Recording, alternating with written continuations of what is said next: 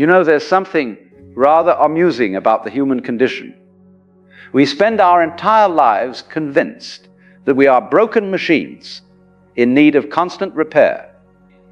We walk around carrying this enormous toolkit of self-improvement, forever tinkering with ourselves, adjusting this, fixing that, as if we were automobiles that had rolled off the assembly line with defective parts. But what if I told you that this whole enterprise, this entire industry of self-fixing, is based on a fundamental misunderstanding? What if the very premise that you need to be fixed is the problem itself? Now I want you to imagine for a moment a wave on the ocean suddenly developing consciousness and declaring, "Oh my goodness, I'm all wrong. Look at me, I'm not solid like a rock. I keep changing shape. I rise and fall constantly. I must fix myself immediately. I need to become more stable, more permanent, more wavelike." How absurd would that be? The wave is already perfect, exactly as it is. It doesn't need to become more of a wave.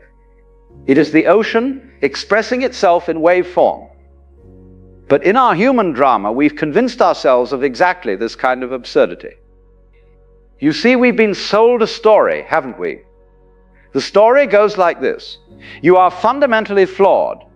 You have problems that need solving, issues that need addressing, aspects of yourself that need improvement.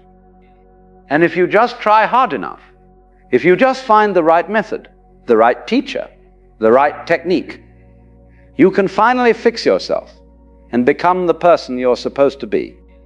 This story is so pervasive, so woven into the fabric of our culture, that we rarely question it. We simply accept that we are works in progress, rough drafts waiting to be edited into final form.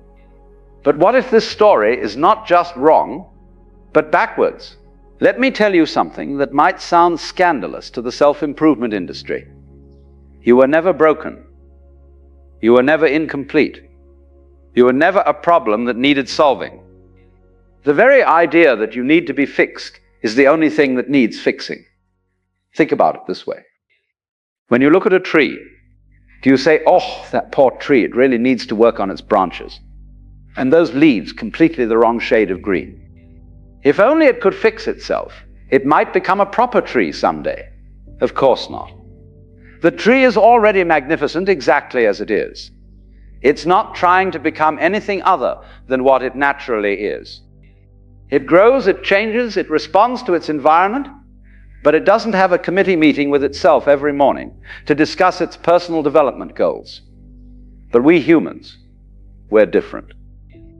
We've developed this peculiar capacity to step outside ourselves and become our own critics, our own project managers, our own renovation crew.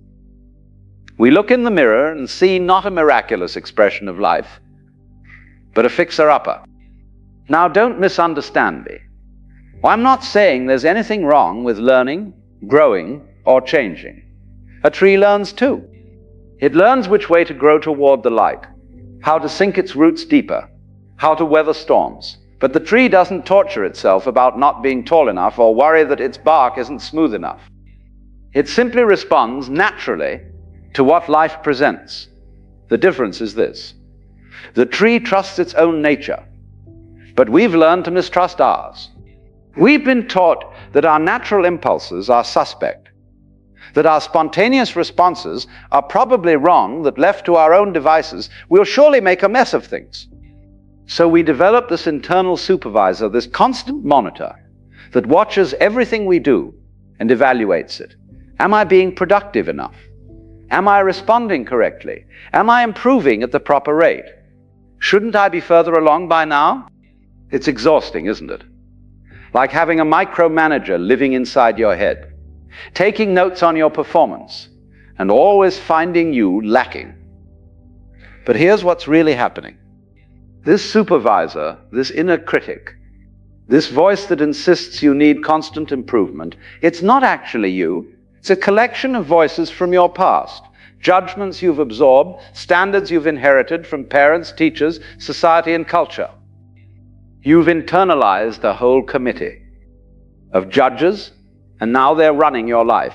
making you feel perpetually inadequate, forever behind schedule in your own existence. But who is it that's aware of this committee? Who is it that can observe these thoughts, these judgments, these constant evaluations? There's something in you that watches all of this drama without being caught up in it. That something is what you really are. You are not the thoughts about yourself. You're not the judgments, the evaluations, the constant commentary. You are the awareness in which all of this appears and disappears like weather patterns in the sky. The sky is never damaged by the weather that moves through it. Storms come and go, but the sky remains vast and open. In the same way, thoughts about your inadequacy come and go, but your essential nature remains untouched. Now you might ask or never react, but surely I do have problems.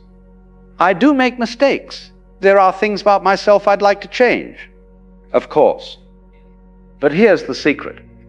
You can make changes, learn new things, and grow in new directions without the story that you are fundamentally broken. Watch a child learning to walk. They fall down constantly. Do they create a narrative about being defective walkers? Do they develop a complex about their locomotion inadequacies? No. They simply get up and try again, not because they think they're broken, but because walking looks like fun. The learning happens naturally, playfully, without the overlay of self-judgment and improvement anxiety that we adults have developed such a talent for. You see, there are two completely different ways to approach change. One is from the assumption that you are broken and need fixing. The other is from the recognition that you are already whole and naturally evolving. The first way is like being a mechanic working on a faulty engine, always looking for what's wrong, what needs repair, what's not functioning properly. The second way is like being a gardener tending a plant, providing good conditions and trusting the natural intelligence of growth. The mechanic is always struggling against defects. The gardener is collaborating with life itself. Most of our approaches to personal development are mechanical. We treat ourselves like machines that need better programming, more efficient operating systems, upgraded hardware.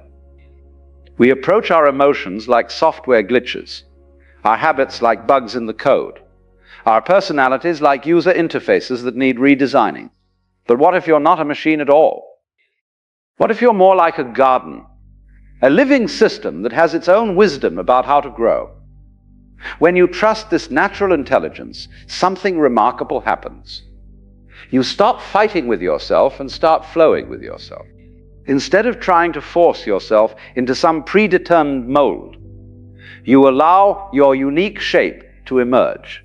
This doesn't mean you become passive or stop learning. It means you learn the way a river learns the landscape, by moving with it rather than against it. Now, I know what some of you might be thinking. This sounds like making excuses for mediocrity. If I don't push myself to improve, won't I just stagnate? Doesn't this philosophy lead to complacency? But actually, the opposite is true. When you stop wasting energy fighting with yourself, when you stop the constant self-criticism and improvement anxiety, you free up enormous amounts of energy for actual living. Think about how much mental and emotional energy you spend every day evaluating yourself, worrying about whether you're doing life right, comparing yourself to others, setting goals, and then beating yourself up for not meeting them quickly enough. Imagine if all that energy were available for simply being present to your actual experience, for responding creatively to what life presents, for enjoying the process of being alive. The person who knows they are already whole doesn't waste time on self-attack. They channel their energy into expression, creation, relationship, discovery. They play with life instead of working on themselves. Let me give you an analogy. How much attention is left for actually listening to the music? How much presence is available for feeling the keys under your fingers, for letting the melody move through you? But if you sit at the piano knowing that you don't need to be anything other than what you are in this moment, if you play not to fix yourself, but to let music happen through you, then something beautiful can emerge. You might make what others would call mistakes, but if you're not imprisoned by the concept of mistakes, those unexpected sounds might become the most interesting parts of your music. This is what I mean by stopping trying to fix yourself. It's not about stopping all effort or giving up on learning and growing. It's about changing your relationship to the whole process. Instead of approaching your life as a problem to be solved, you approach it as a mystery to be lived. Instead of seeing yourself as a project to be completed, you recognize yourself as an ongoing expression of life itself. And life is not a problem. Life is an activity. You don't solve life, you participate in it. You dance with it, you play with it. Now here's something that might surprise you. When you stop trying to fix yourself, you often find that the things you thought needed fixing begin to take care of themselves naturally. It's like the old saying about muddy water being best cleared by leaving it alone. When you stop stirring up the mud of self-criticism and improvement anxiety, the gewoon wat waarmee praatfilm is being honest. Veel aan ourselves we have decreased so continue to en our smil. When you stop stirring up the mud of self-criticism and improvement anxiety, the water of your natural clarity begins to settle. This happens because much of what we think is wrong with us is actually the result of our efforts to fix what was never broken in the first place. For example, you might think you have a problem with anxiety. So you try various techniques to fix your anxiety. You analyze it, fight it, avoid situations that trigger it, take courses on anxiety management. But all of this effort often creates more anxiety. Anxiety about having anxiety. Anxiety about not fixing your anxiety fast enough. But what if there's nothing wrong with feeling anxious sometimes? What if anxiety is just one of the many emotions that move through human consciousness, like clouds moving through the sky? When you stop making anxiety into a problem that needs solving, when you stop adding the story, "I shouldn't feel this way," on top of the feeling itself, the anxiety often naturally dissolves or becomes much more manageable. The same is true for Jinya. You see, we've been conditioned to believe that we should feel a certain way all the time. Happy, confident, peaceful, productive. But this is like insisting that the weather should always be sunny and 75 degrees. Emotions are the weather of consciousness. Sometimes it's stormy, sometimes it's calm. Sometimes it's cloudy, sometimes it's clear. This isn't a malfunction of your emotional system. This is how emotions work. When you understand this, you can stop trying to control your emotional weather and simply learn to dress appropriately for whatever conditions arise. The same principle applies to personality traits we've been taught to see as flaws. Maybe you're naturally introverted in a culture that celebrates extroversion. Maybe you're a dreamer in a world that demands constant action. Maybe you're sensitive in an environment that values toughness.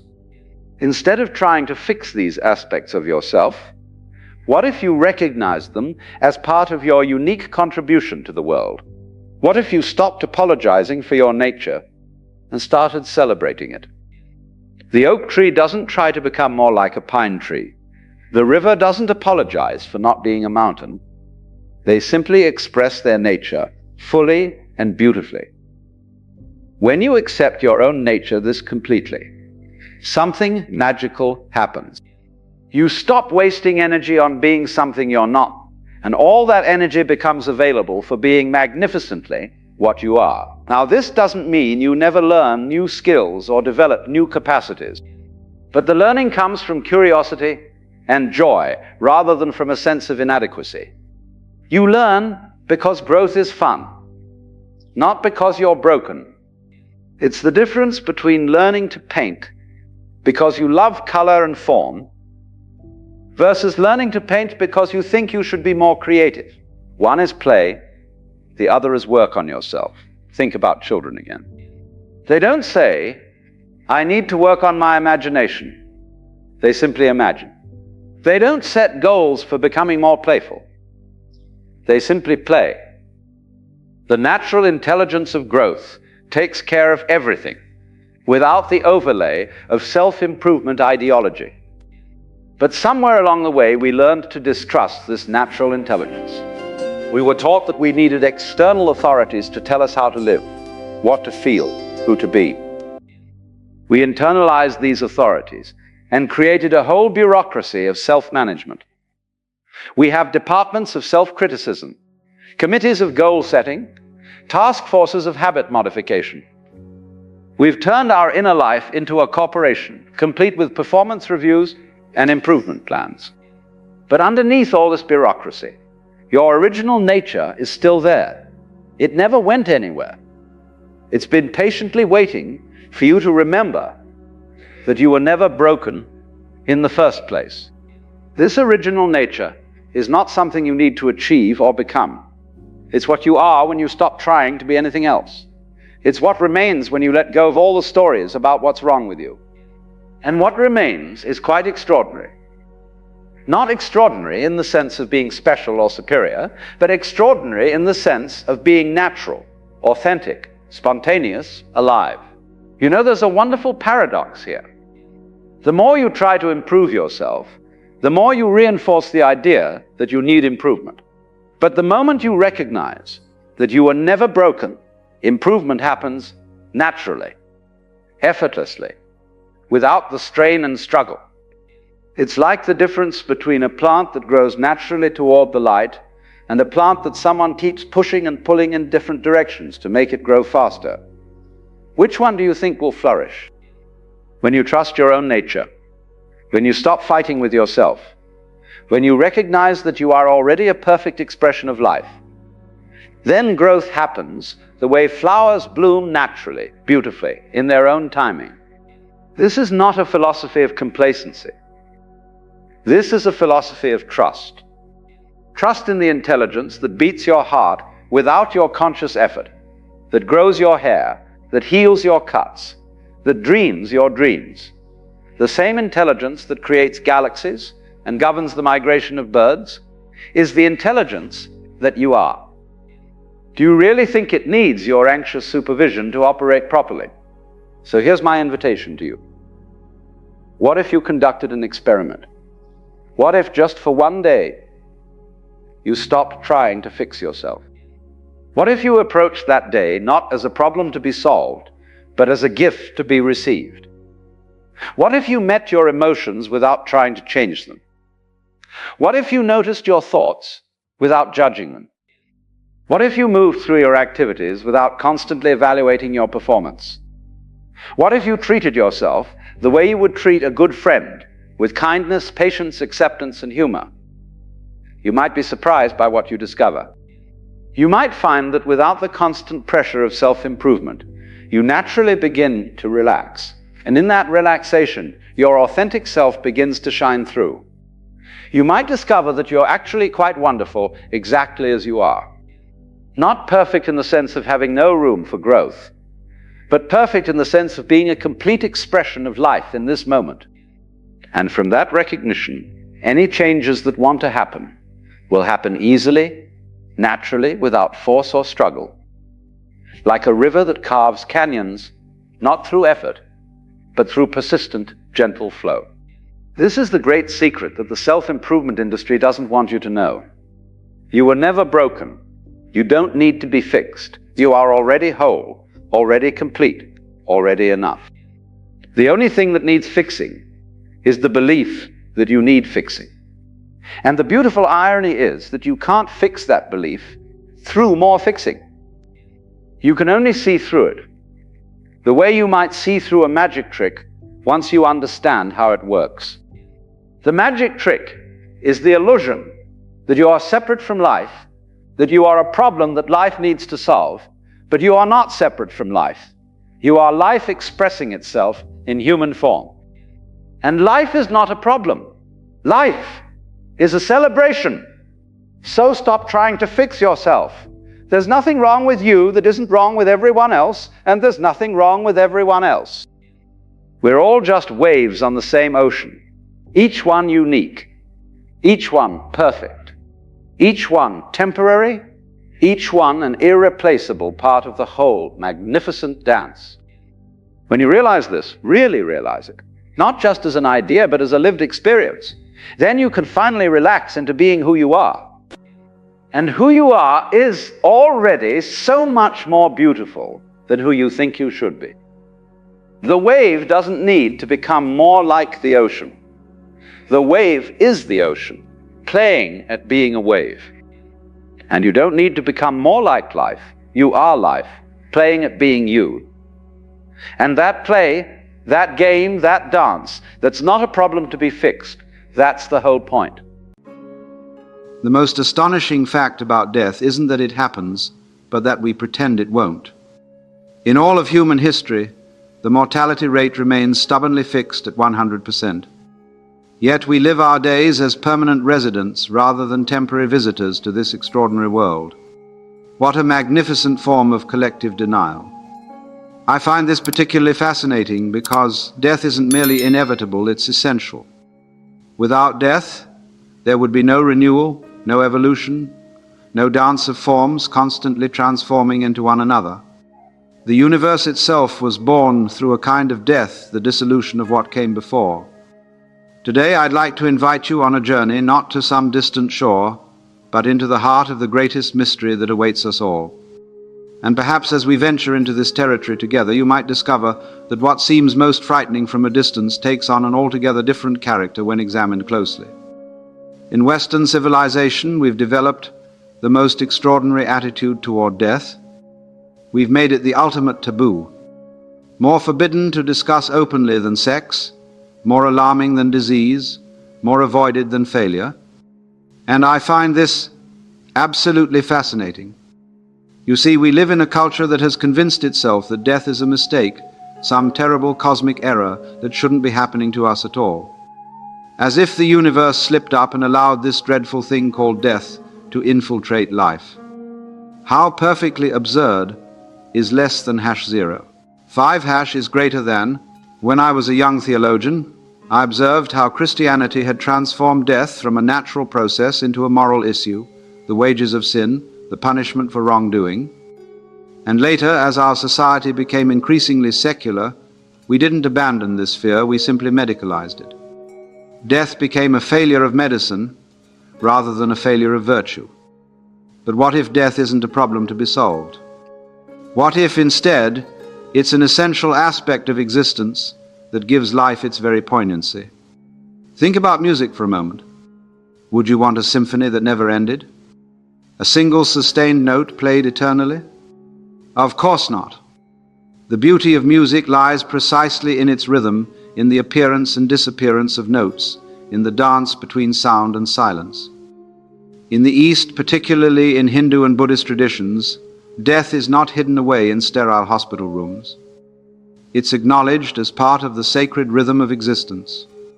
In Varanasi, the ancient city on the Ganges, cremations occur in the open, and the living and the dead share the same sacred space.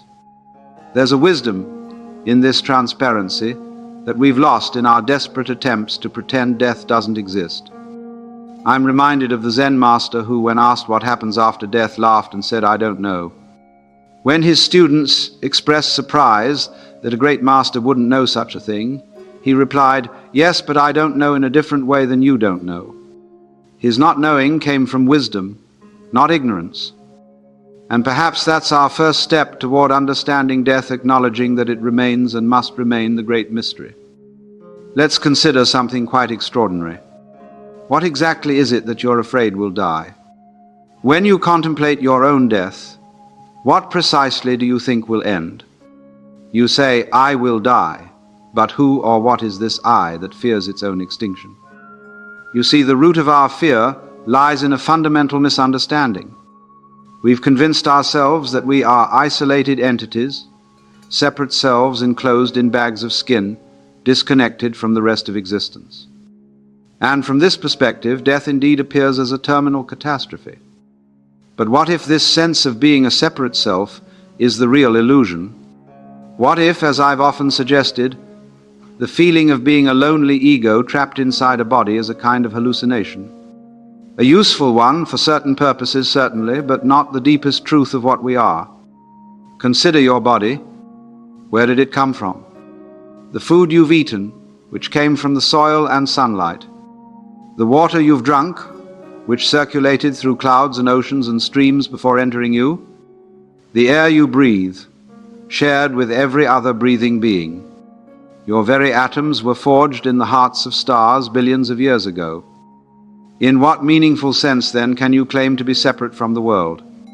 You are more like a whirlpool in a river, a pattern of movement, a dance of energy, rather than a separate thing. The whirlpool has a certain integrity, a recognizable form, but it's inseparable from the flowing water. It's not a thing, it's a process. And processes don't die in the way we imagine things die. They transform, they change shape. The energy reconfigures. And this brings us to a rather startling possibility. What if death is not an end but a transformation, a change in the pattern rather than a ceasing of existence? In the Upanishads there's this marvelous concept, tat tvam asi. Thou art that.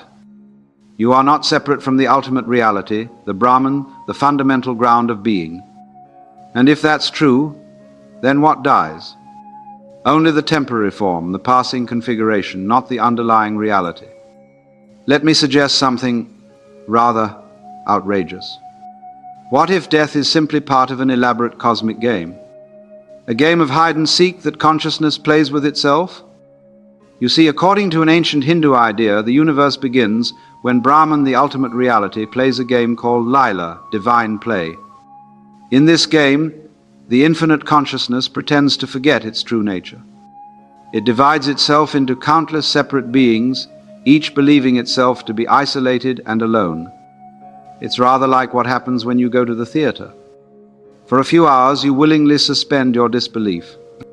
You know perfectly well that the actors on stage aren't really the characters they're portraying, that the wooden scenery isn't really a forest or a living room. But you temporarily forget this fact in order to enjoy the drama.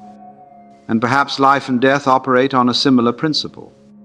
The one consciousness, which is your deepest self, plays all the parts, temporarily forgetting its unity in order to experience the thrill of limitation, the adventure of being this particular person, in this particular time and place.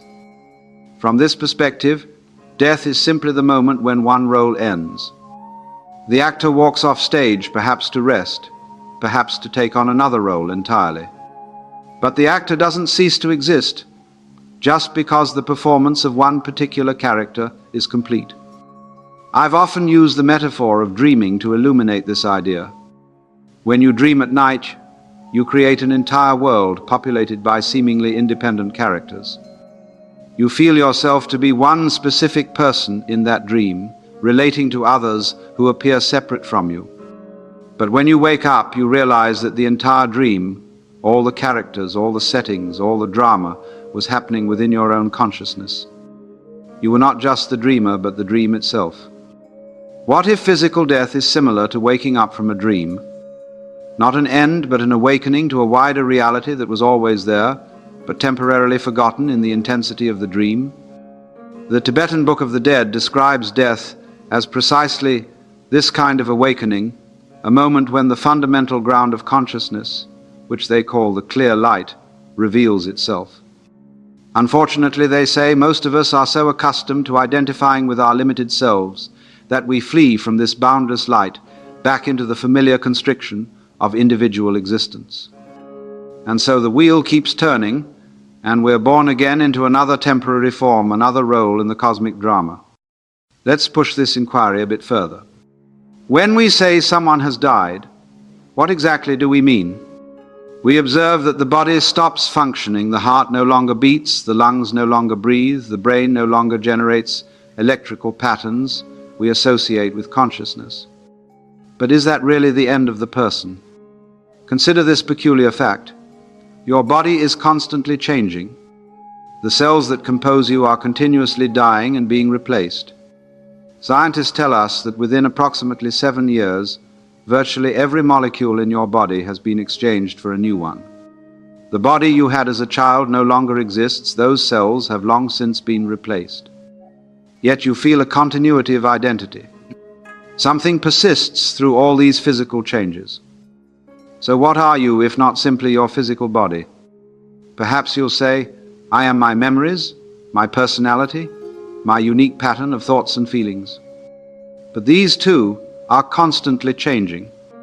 The beliefs you held passionately at 20 may seem absurd to you at 50. The personality that your friends recognized in your youth evolves throughout your life. Even your memories aren't static, they're rewritten each time you recall them. It's rather like the ship of Theseus, that old philosophical puzzle. If you replace every plank of a wooden ship, one by one, until no original piece remains, is it still the same ship is less than #0? 5# is greater than. In what sense does the identity of the ship persist when its entire physical substance has changed? Similarly, if both your body and your mind are in constant flux, what exactly is it that you fear will die? What is this persistent I that seems to stand apart from all these changes? I'm reminded of a wonderful Zen koan that asks, what was your original face before your parents were born? It's pointing to something more fundamental than your physical appearance, more enduring than your parentage or your personal history. It's asking about your essential nature before all the temporary forms and identities you've accumulated. And perhaps this is the key insight. What dies is not your essential nature, but merely the temporary form it has taken. The wave returns to the ocean. The snowflake melts back into water. Nothing is truly lost. It simply changes form. As the physicists would tell you, energy can neither be created nor destroyed. It can only be transformed. And what are you ultimately but a magnificent pattern of energy? The real question, then, isn't whether you will die, but whether what you truly are can ever cease to exist. Now, throughout the East, there's a recurring symbol that captures this process beautifully, the wheel of life, or as the Buddhists call it, the wheel of samsara. This isn't merely a poetic image. It's a profound insight into the cyclical nature of existence. The wheel turns, and we move through various states of being born, living, dying, and being reborn. But I want to suggest that this wheel operates on multiple levels simultaneously. At the most obvious level, we see it in nature. The seasons cycle from spring to summer, to autumn to winter, and back to spring again. Plants grow, flower, seed, die, and from their decay new growth emerges. Nothing in nature is ever truly wasted. Everything is recycled, transformed, reincorporated into new forms. On another level, this wheel turns within our own bodies. Cells die and are replaced. We inhale oxygen and exhale carbon dioxide, which plants then transform back into oxygen. We consume other life forms, and in time our bodies will be consumed by microorganisms, if not by larger creatures. We are part of an intricate web of giving and receiving, a continuous exchange of energy and matter. But the Eastern traditions suggest something even more fascinating, that consciousness itself operates according to this same cyclical principle. The Tibetans speak of the bardos, those intermediate states between death and rebirth, where consciousness experiences extraordinary visions before being drawn toward a new incarnation. The Hindus describe reincarnation as the journey of the Atman, the individual soul, through successive lives as it works out its karma. Now, I'm not asking you to accept these ideas as literal descriptions of what happens after death. I'm far more interested in what they might reveal symbolically about the nature of consciousness. Consider the fact that you die and are reborn psychologically throughout your life. The person you were at 5 years old has died. That specific configuration of personality, desires, and beliefs no longer exists. Yet something essential continued and now appears as the person you are today. Or consider how you move through various states of consciousness each day. You are awake, then you sleep and dream, then you enter dreamless sleep, and then you return to waking consciousness. Each state has its own distinct reality, its own rules, its own sense of self and other. Yet something persists through all these states. What's truly remarkable is that these ancient traditions suggest that physical death might be just another transition in this ongoing rhythm, not an end, but a transformation, a shift to another mode of being. Not annihilation, but continuation in a form we can't currently imagine, just as the caterpillar could never conceive of what it means to be a butterfly. One of the most confining aspects of our ordinary consciousness is its fixation on time. We experience time as a straight line, past, present, future, moving inexorably in one direction. And within this linear framework, death appears as a terminal point, a final destination where the line of our individual existence simply stops. But what if this linear conception of time is merely a useful fiction? What if, as Einstein suggested, time is more flexible, more relative than our everyday experience indicates? Or what if, as many mystics have claimed, time itself is a kind of illusion, not an objective reality, but a mode of perception, is less than #0. 5# is greater than. The physicists tell us something quite extraordinary about time at the fundamental level of reality. At the quantum scale, time behaves very differently than in our macroscopic world. Some phenomena appear to happen simultaneously or even backward from our conventional perspective. And at the cosmic scale, Einstein showed us that time and space are actually aspects of a single continuum, warped by mass and energy. This scientific view begins to resonate with what the mystics have been saying for centuries. In deep meditation states, many report experiencing what they call the eternal now, a state of consciousness in which past, present, and future seem to exist simultaneously. From this perspective, your birth and your death are not separated by time, but are aspects of a single pattern, visible all at once from a higher dimension of awareness. I'm reminded of a beautiful metaphor from Hindu philosophy. Imagine a movie film, one of those old-fashioned reels, with all the frames laid out in sequence. When the film runs through the projector, we experience the story unfolding in time. But if you were to take the film out and look at it directly, you would see that all moments of the story exist simultaneously on the reel. The apparent movement, the flow of time, is created by the particular way we're viewing the film, frame by frame, through the narrow aperture of the projector. Similarly, what if our experience of time as a linear progression is simply the result of the particular way consciousness is structured in this physical form, is less than #0. 5# is greater than. What if death is not an end in time, but a shift in perspective, a stepping outside of time altogether? The Zen masters speak of something they call the unborn, that aspect of mind which was never born and therefore cannot die. It exists outside the temporal sequence altogether, witnessing the flow of time but not contained within it. And they suggest that through meditation we can catch glimpses of this timeless awareness even while alive. So perhaps what we fear as the end of existence in death is actually a release from the constraints of linear time and expansion into a mode of being that encompasses all times at once. Not an extinguishing of consciousness, but an expansion beyond our current limited perspective. Let me share with you one of my favorite metaphors for understanding death, one that has resonated with people across many cultures and times. What if life as we know it is similar to a dream, and what we call death is simply the moment of waking up? Think about your experience of dreaming. When you're in a dream, the dream world seems absolutely real. You don't question its reality. You simply live within it, taking its laws and limitations for granted. The dream has its own logic, its own sense of time and space, its own apparent causality. While dreaming, you rarely step back and say, "Oh, this is just a dream." Instead, you're fully immersed in the dream reality. And then you wake up. And in that moment of waking, the entire dream world, which seems so solid and real, dissolves. Not because it's destroyed, but because you shift to a broader perspective that reveals the dream for what it was, a temporary construction of your own consciousness. In the same way, what if what we call normal waking consciousness is itself a kind of dream? A magnificent, intricate, consistent dream, but a dream nonetheless. a dream from which death is simply the waking. The Hindus have a wonderful term for this idea, Maya.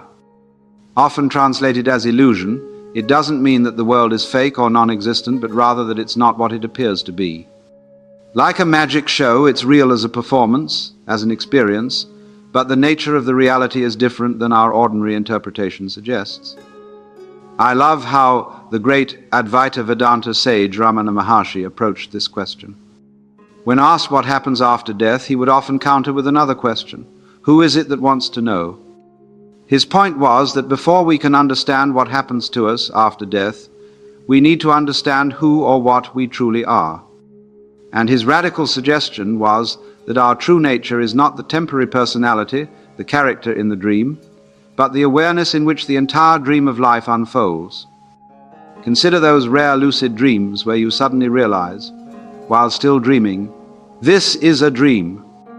In that moment, you don't cease to experience the dream, but your relationship to it fundamentally changes.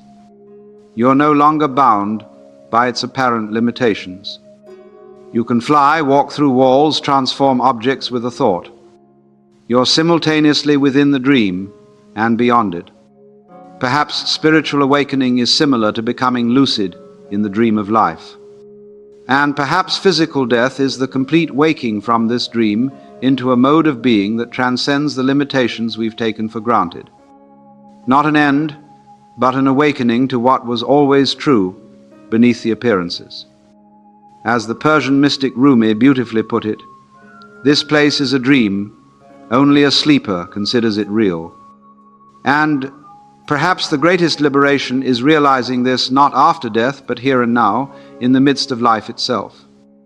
There's an extraordinary possibility I'd like us to consider together, one that emerges from both Eastern contemplative traditions and Western philosophical inquiry.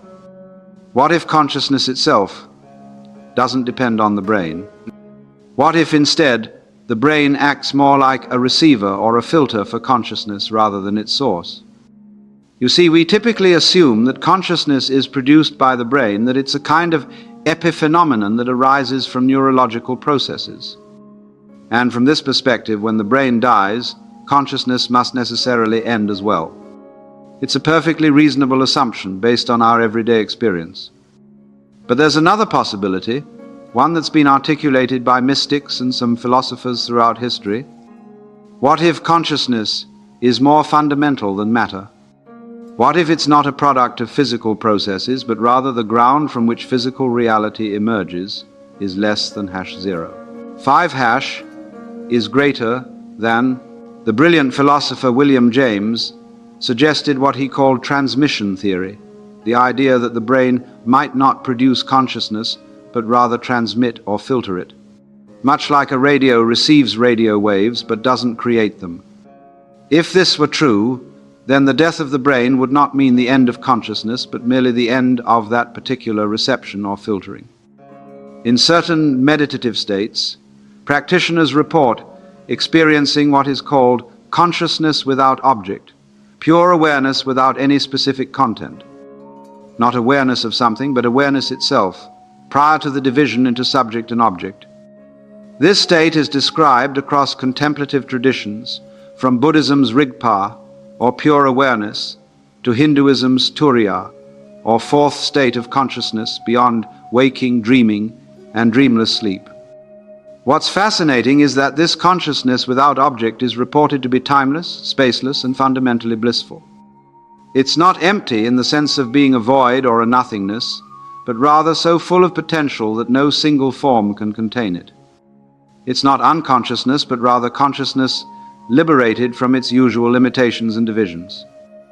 If such a state exists, and the testimony of contemplatives across cultures and centuries suggests it does, then it points to a dimension of consciousness that doesn't depend on the brain or body. A dimension that might continue even when the physical form dissolves in death. The Tibetan Buddhists have developed sophisticated practices aimed at recognizing this pure awareness at the moment of death.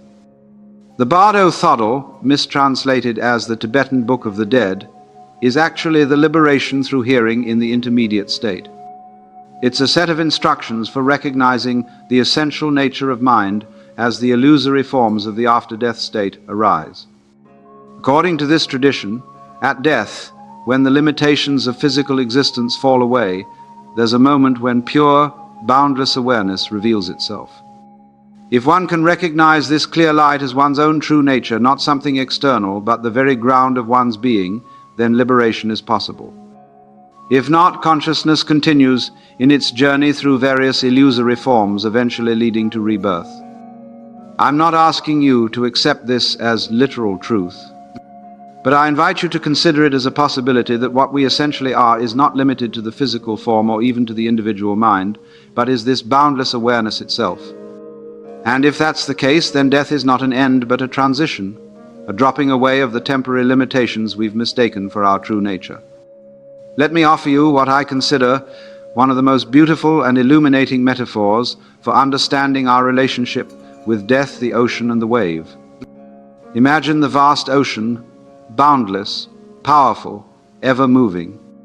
From this ocean, a wave arises.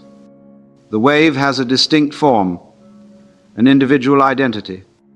It moves across the surface of the ocean with its own unique character and momentum. For a time it appears to be a separate entity, distinct from the ocean itself and from the other waves. But what is a wave, really? Is it a thing separate from the ocean? Of course not. The wave is simply the ocean in motion. It's made of precisely the same water as the ocean. It has no separate existence. It's a pattern, a temporary form that the ocean takes. And eventually, the wave returns to the ocean. It doesn't cease to exist. The water that composed it is still there. But its temporary form dissolves back into the larger body from which it arose. Nothing is lost. It's simply no longer manifesting as that particular wave. I suggest that our relationship to the ultimate reality, call it the Tao, Brahman, God, the ground of being, whatever term works for you, is very much like the wave's relationship to the ocean. We appear for a time as distinct entities, with our individual forms and personalities. But we are not separate from the ground of being. We are that very ground in temporary manifestation. The Upanishads express this beautifully in the Sanskrit formula, Tat Tvam Asi, that thou art. You are that ultimate reality, not as an intellectual concept or a distant goal to be achieved, but as your deepest, truest nature, here and now. From this perspective, death is simply the wave returning to the ocean. The particular form dissolves, but nothing essential is lost. How can you lose what you are? There's a wonderful Zen story about the Japanese master Shunryu Suzuki. When a student asked him, "What happens after we die?" Suzuki smiled and replied, "I don't know." The student was taken aback. "You're a Zen master. How can you not know?" And Suzuki responded, "Because I'm not dead yet." I love this response because it perfectly captures the Zen emphasis on direct experience over speculation. But there's another layer to it. From the perspective of the wave, what is it like to return to the ocean? The wave can't know because the very consciousness that would know it is itself transformed in the process. This doesn't mean consciousness ends. The ocean is still conscious, still aware. But the particular vantage point, the specific perspective of that individual wave, dissolves into a more expansive awareness. And perhaps this is why near-death experiences and mystical experiences share so many common features.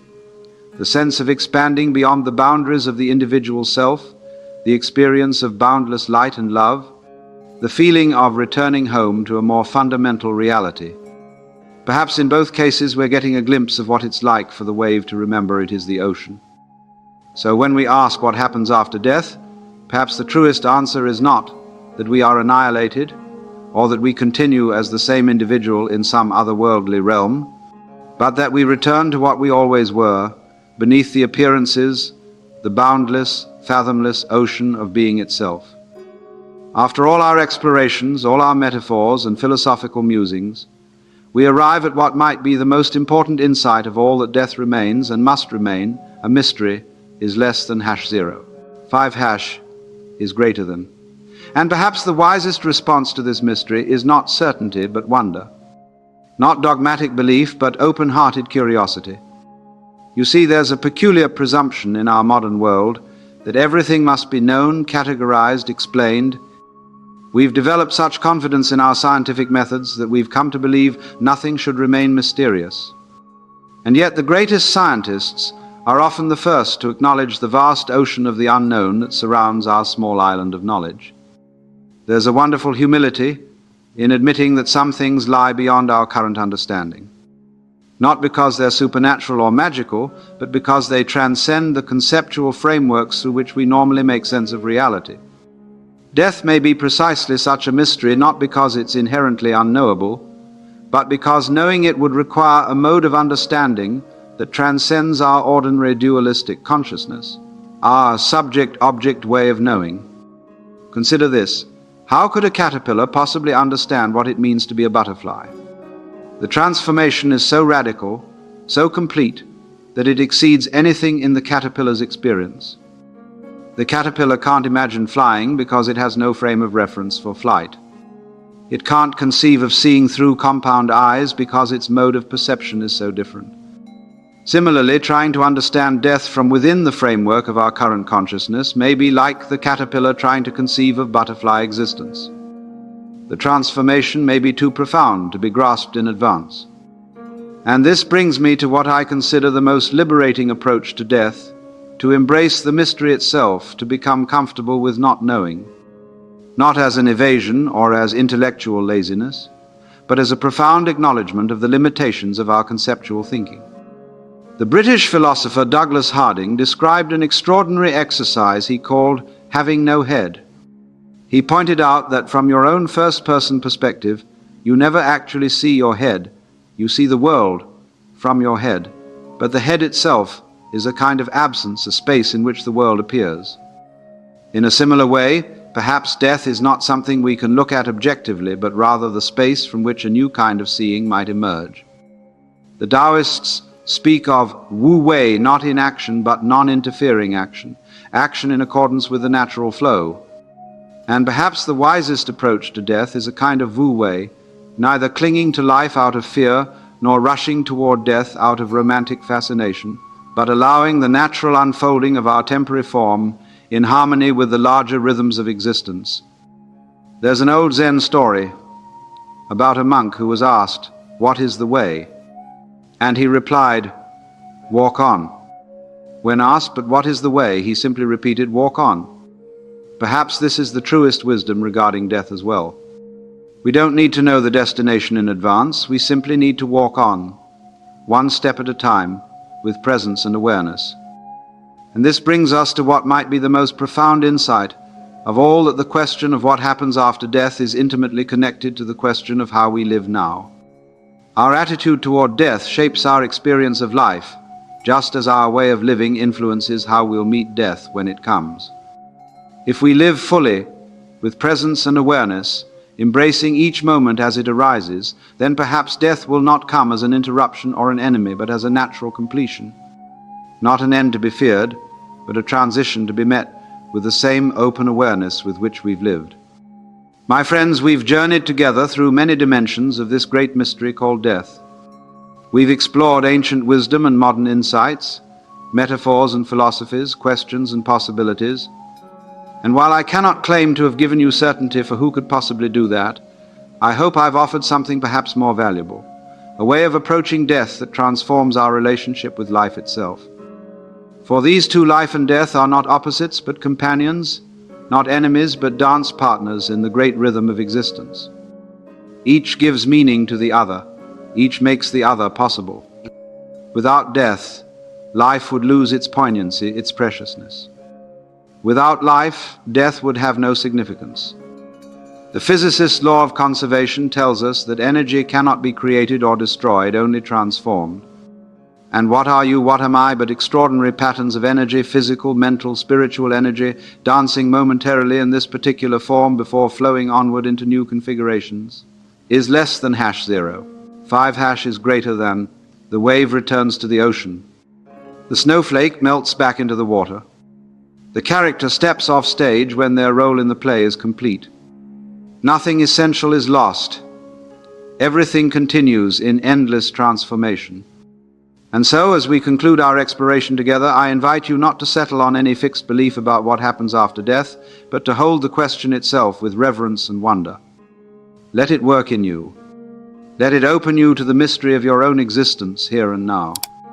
For in the end, the greatest wisdom may not be in having answers, but in living the questions, fully allowing them to deepen our appreciation for this extraordinary gift of consciousness, this remarkable dance of form and emptiness that we call life. And perhaps, when your own time comes to step through that doorway we call death, you'll do so not with fear but with curiosity, not with resistance but with graceful acceptance, knowing that whatever awaits you on the other side is not alien to what you most essentially are. For as the mystics have always known, and as the physicists are now discovering, beneath all the appearances, beyond all the temporary forms, there is only one reality.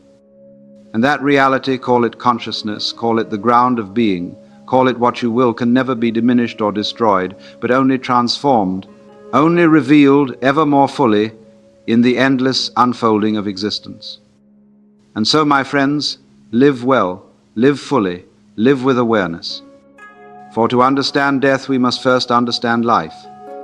And to understand life, we must live it not conceptually, not theoretically, but directly, immediately, with our whole being. As the poet Mary Oliver so beautifully put it, what is it you plan to do with your one wild and precious life? Whatever your answer, may it be infused with the knowledge that this temporary form you call me is both utterly unique and completely inseparable from the whole of existence. A wave in the ocean, a note in the symphony, a character in the cosmic play, temporary in form but eternal in essence. And with that understanding, perhaps death itself becomes not an ending to be feared, but a doorway to be approached with that most profound of all human capacities, wonder.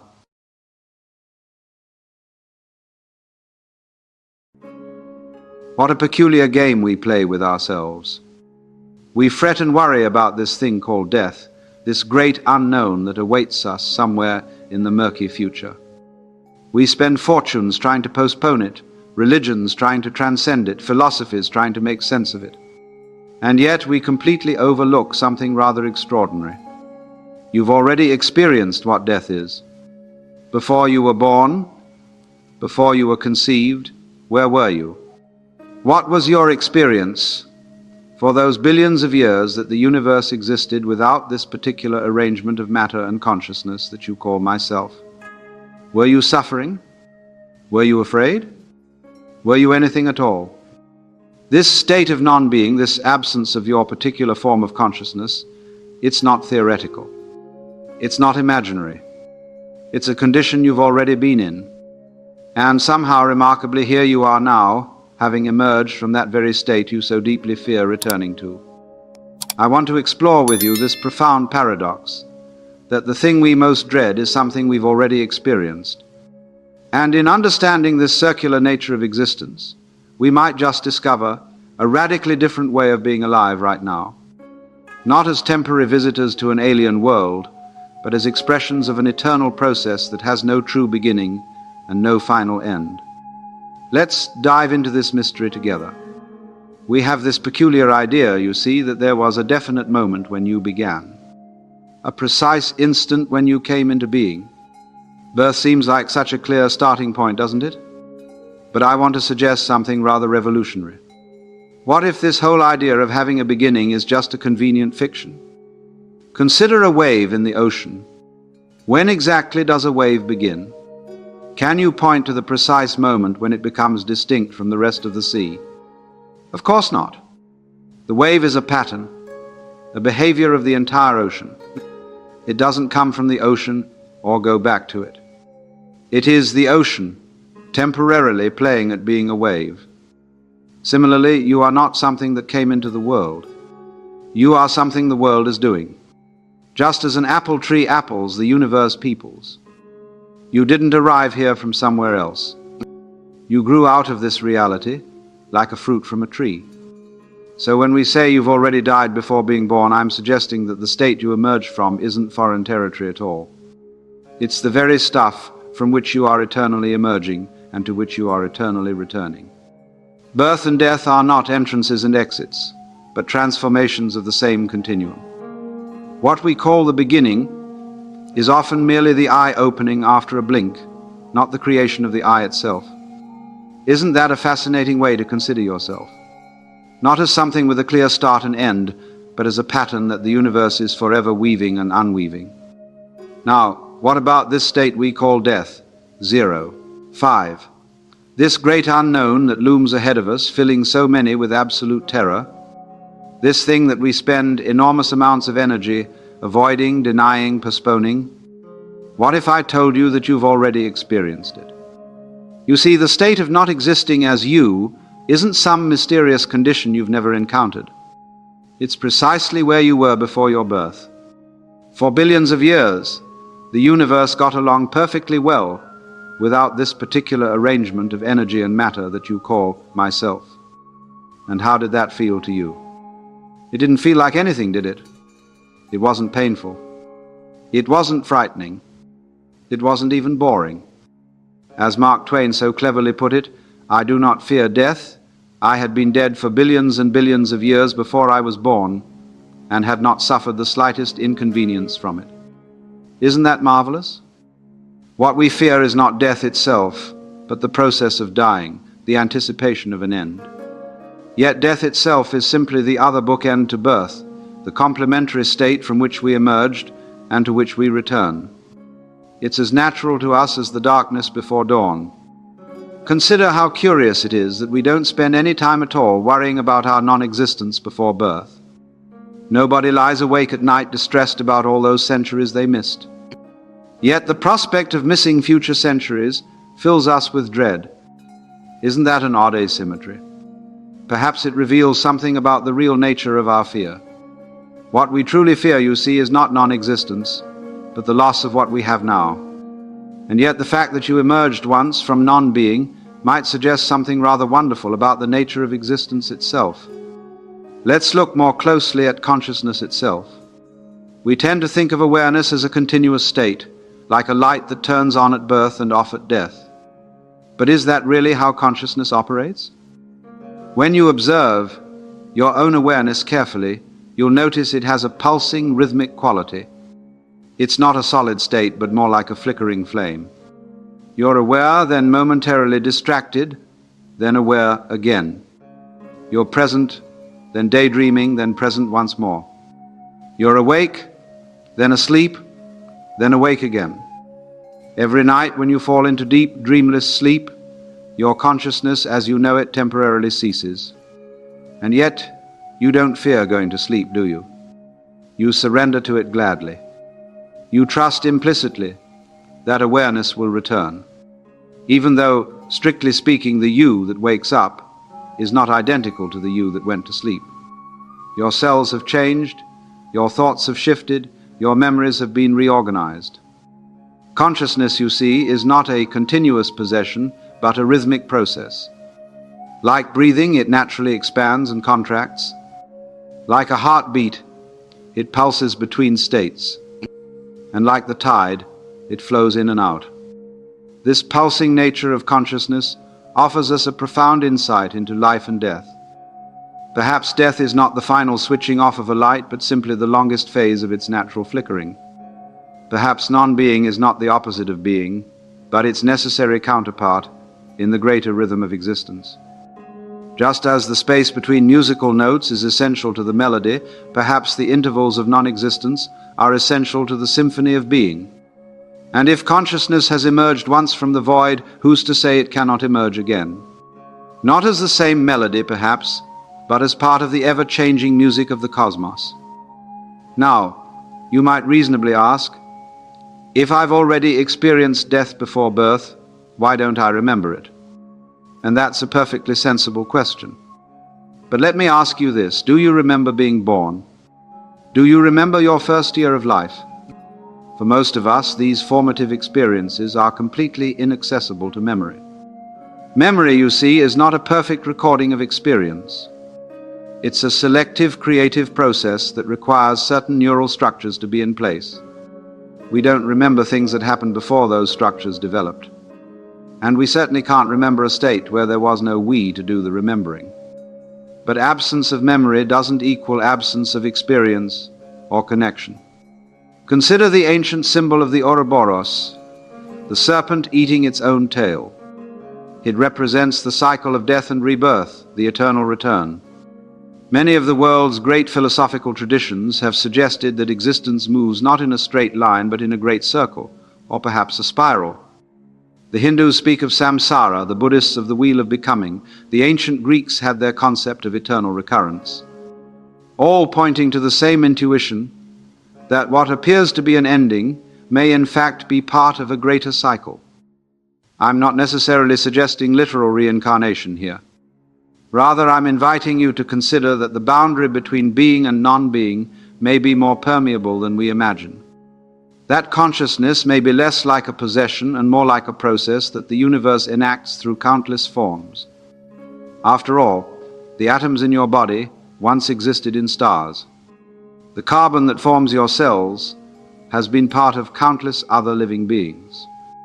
In a very real, material sense, you are the universe recycling itself. Your consciousness may well be doing the same thing at a deeper level.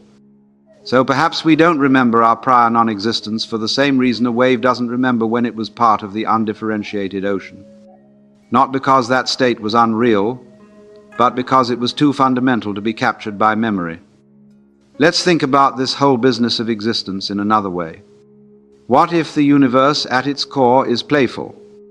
What if existence itself is a magnificent game of hide and seek?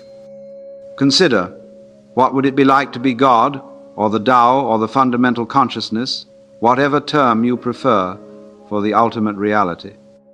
If you were all-knowing, all-powerful, and eternal, what would you lack? The answer, curiously enough, is ignorance, limitation, the thrill of discovery, the excitement of not knowing what comes next. And so perhaps the ultimate reality plays a cosmic game of hide and seek with itself. It pretends to divide into countless separate beings, each one forgetting the wholeness from which it came. Each one experiencing the delicious limitation of being just this, just here, just now. In this view, birth is when the universal consciousness narrows its focus into a particular form. It's the universe playing at being you, specifically, with all your unique limitations and perspectives. And death is when that focus widens again, returning to the broader awareness from which it came. As I've often suggested, each of us is the universe experiencing itself from a particular point of view. Your eyes are the universe seeing. Your ears are the universe hearing. Your thoughts are the universe thinking. And in this great game, the transitions between being and non-being are not tragic accidents, but essential moves in the cosmic play. Just as a game of hide and seek requires both hiding and being found, existence requires both being and non-being to be complete. So perhaps you've already died before being born in the same way that a player in hide and seek has already been it before hiding. It's simply part of the greater game that makes the whole thing possible and worthwhile. Now let's confront this business of fear directly. Why does death terrify us so profoundly if it's a state we've already experienced? 0. 5. I believe there are several layers to this fear, and each one is worth examining carefully. First, there's the fear of the unknown. But as we've discussed, death isn't entirely unknown to us. It's the state we emerged from, the great background from which our temporary form arose. In this sense, death may be more familiar than we realize. Then there's the fear of loss, of our possessions, our relationships, our experiences, our very identity. This fear has some substance to it, I admit. But it's based on a curious assumption that we truly possess these things in the first place. When you look closely at your experience, you'll notice that everything is constantly flowing, changing, transforming. Your body is not the same body it was 7 years ago. Virtually every cell has been replaced. Your mind is not the same mind it was when you were a child. Your thoughts, beliefs, and perceptions have all transformed. So, what exactly is this you that fears its own extinction? Is it not itself a process rather than a fixed entity? A verb rather than a noun? A song rather than a singer? As the Buddhists so wisely point out, perhaps our deepest fear stems from clinging to a sense of separate self that was never quite real in the way we imagined. The fear of death may be the shadow cast by our attachment to a phantom. But there's another layer to our fear that's particularly fascinating. We fear death most intensely when we feel we haven't truly lived. When we sense we've been merely existing rather than fully embracing the gift of life. When we've been too afraid, too cautious, too conformist to express our authentic nature.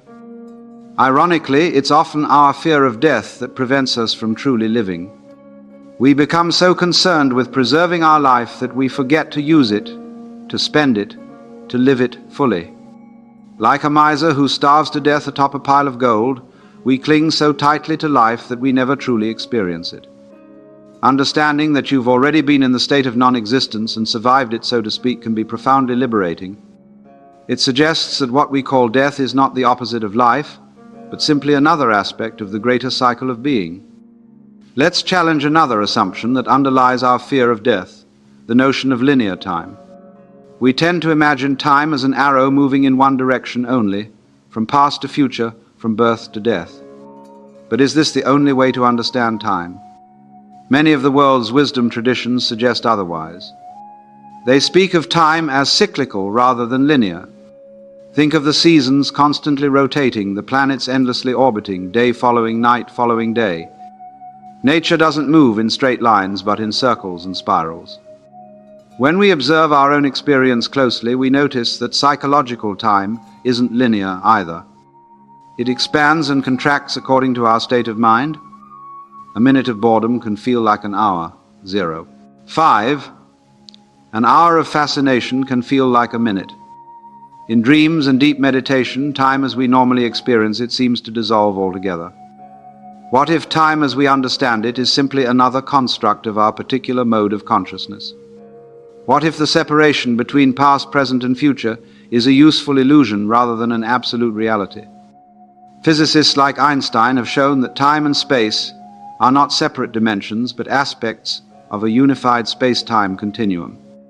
Some interpretations of quantum mechanics suggest that all possible states exist simultaneously, and it's only our observation that collapses these possibilities into a single timeline.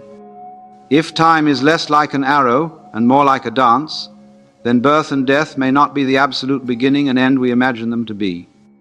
They may be more like transitions in an endless cosmic choreography, movements in an eternal symphony that has no first note and no final chord.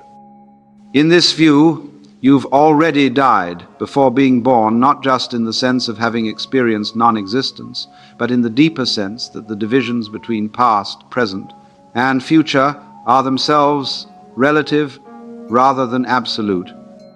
The before and after exist together in a greater whole, like different facets of a single gem. This perspective doesn't necessarily make death less real, but it does transform how we understand it, not as a final ending in linear time, but as a transition in the circular dance of existence. One of the most persistent illusions of human existence is the search for permanence in an impermanent world. We desperately want things to last forever. We want security, stability, certainty. We build monuments, create legacies, and establish traditions, all in an attempt to transcend the flow of change. But look around you. Is there anything in this universe that truly remains unchanged? Mountains erode, stars explode, continents drift, species evolve, civilizations rise and fall. Even the atoms in your body are in constant motion. Change is not something that happens to an otherwise stable universe. Change is what the universe is. As Heraclitus wisely observed, no man ever steps in the same river twice, for it's not the same river and he's not the same man. This impermanence terrifies us because we've been taught to identify with the changeless. We think we are our name, our body, our memories, our personality, all of which we expect to remain relatively stable. But these are more like patterns in a flowing stream than solid objects. The Eastern traditions have long recognized this truth. The Buddhists call it anicca, the understanding that all conditioned existence is transient. The Taoists describe reality as a constant interplay of yin and yang, forever transforming into each other. The Hindus portray the universe as the dance of Shiva, creating and destroying in the same divine movement. When we deeply accept the truth of impermanence, something remarkable happens. We realize there was never anything to hold on to in the first place, and therefore nothing to lose. The fear of death begins to dissolve not because we found some magical escape from it, but because we understand that the separate permanent self we thought we were protecting never really existed. What exists instead is far more wonderful, a conscious process intimately connected with the whole universe, temporarily taking the form we call me, but always part of the greater flow of being. Not a noun, but a verb. Not a thing, but an event. Not a product, but a process. In this light, you've already died before being born, because the separate self is constantly dying and being reborn in each moment. The person you were yesterday has already died. The person you will be tomorrow is yet to be born. And the real you is not found in either place, but in the awareness that witnesses this endless transformation. When discussing cycles of existence, people often jump to the idea of reincarnation, the notion that you as a specific individual will be reborn as another specific individual. But I want to suggest something both simpler and more profound. The universe has a remarkable habit of repeating its patterns, not in exactly the same way, but in endlessly creative variations. One leaf is never identical to another, yet the pattern of leafness continues. One wave is never the same as another, yet the pattern of waveness persists. Similarly, the pattern we call consciousness or awareness continues to manifest in countless forms, not as a soul migrating from body to body, but as the universe's inherent capacity to know itself, to be aware, to experience, emerging wherever the conditions are right. Just as your body is made from elements that have been recycled through countless other forms, perhaps your consciousness is a particular expression of an awareness that has manifested countless times before and will manifest countless times again. Not as you specifically, but as the miracle of consciousness itself. When a wave returns to the ocean, it doesn't cease to exist. It continues as the ocean, and from that same ocean, new waves will inevitably arise. Not the same wave reincarnated, but the same water reformed. In the same way, when your individual consciousness returns to the greater consciousness from which it emerged, it doesn't cease to exist. It continues as that greater consciousness.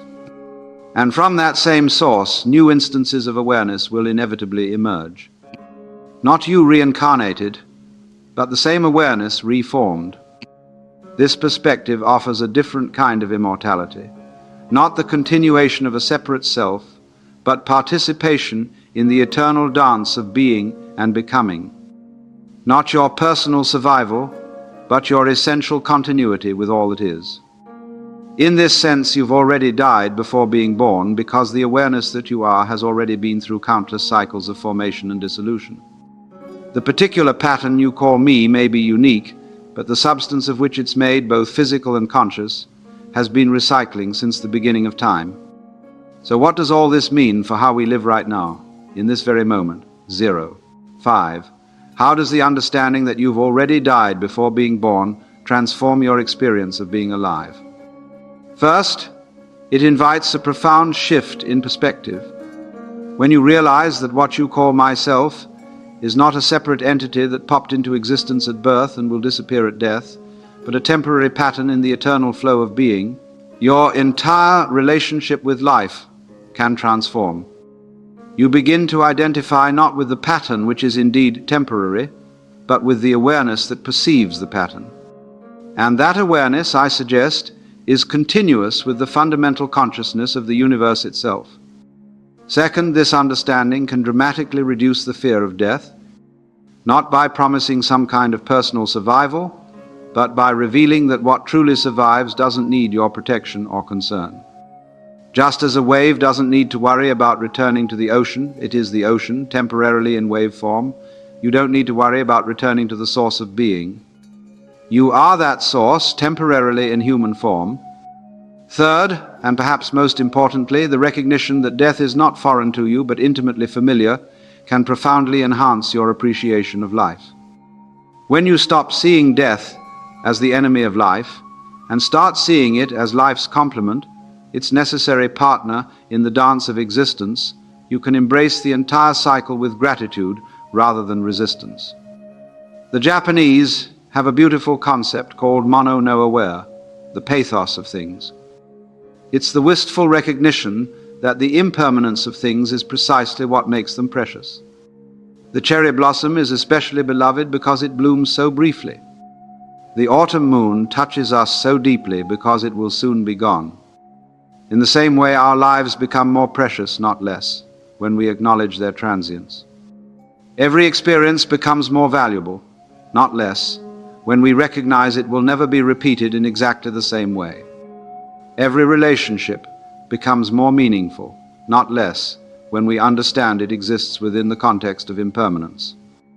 When you truly understand that you've already died before being born, death ceases to be a fearful future event and becomes part of your lived experience of the present. You realize that what you're experiencing right now, this consciousness, this awareness, this being, is precisely what continues. Not as you specifically, but as the miracle of existence itself, forever finding new forms through which to experience its own infinite wonder. And so, paradoxically, by embracing death as an old friend rather than a dreaded stranger, you become more fully alive. By accepting that your current form is temporary, you can appreciate its uniqueness more deeply.